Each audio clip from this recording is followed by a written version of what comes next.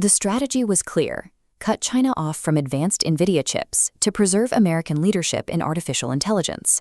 The plan relied on a single premise: if Chinese labs lost access to frontier hardware, they would inevitably fall years behind the global state-of-the-art. It didn't work out that way. When DeepSeek released its R1 reasoning model, different path. One focused on engineering efficiency rather than raw power. The chip restrictions created a vacuum, and that pressure set the stage for a massive shift toward an independent domestic AI infrastructure.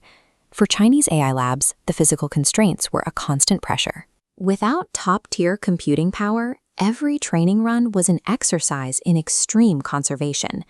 Because they couldn't afford to waste a single flop, engineers were forced to invent new ways to make models run on less. This led to a mixture of experts architecture, using only a small fraction of total power for a specific query.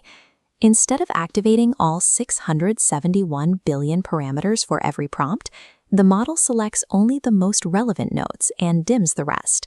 This extreme software efficiency, born out of hardware scarcity, became the first layer of China's competitive strategy. Software efficiency is only half the story. China is scaling a domestic hardware stack designed to operate independently of Western supply chains. At the center is the Huawei Ascend 910C, the foundational layer designed to replace Nvidia's architecture at scale. This chart shows the trade-off. The Ascend 910C delivers roughly 77% of the compute performance of an Nvidia H100, but it costs 3 to 5 times less per unit. Huawei is now scaling production toward 1.6 million total dies per year, while rolling out full compute clusters to support entire enterprise data centers. For organizations focused on the cost of running models at scale, these domestic chips have already become a viable, cheaper alternative. The hardware strategy targets a specific technical choke point: high bandwidth memory. This memory allows data to move between processors and storage at incredibly high speeds. Without it, even the fastest AI chip hits a performance ceiling. While U.S. policy aimed to block access to this memory, Chinese manufacturer CXMT has moved to close that gap. Look at this trajectory. After securing a $4 billion IPO, CXMT is scaling production to hit 300,000 wafers per month by 2026.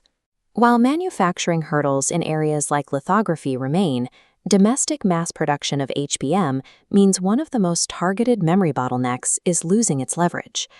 To see the full impact, you have to look at how these software and hardware layers are now working together. Chinese developers are no longer just working around a compute gap. They are combining forced software efficiency with a maturing domestic hardware stack. For any company running massive AI workloads, this ecosystem offers compelling unit economics that are difficult to ignore. This cost advantage is beginning to challenge the total vendor lock-in that Western hardware providers have enjoyed for years. The export restrictions didn't stop Chinese AI. They forced the growth of an independent, hyper-efficient tech stack that now provides a low-cost alternative to the Western standard.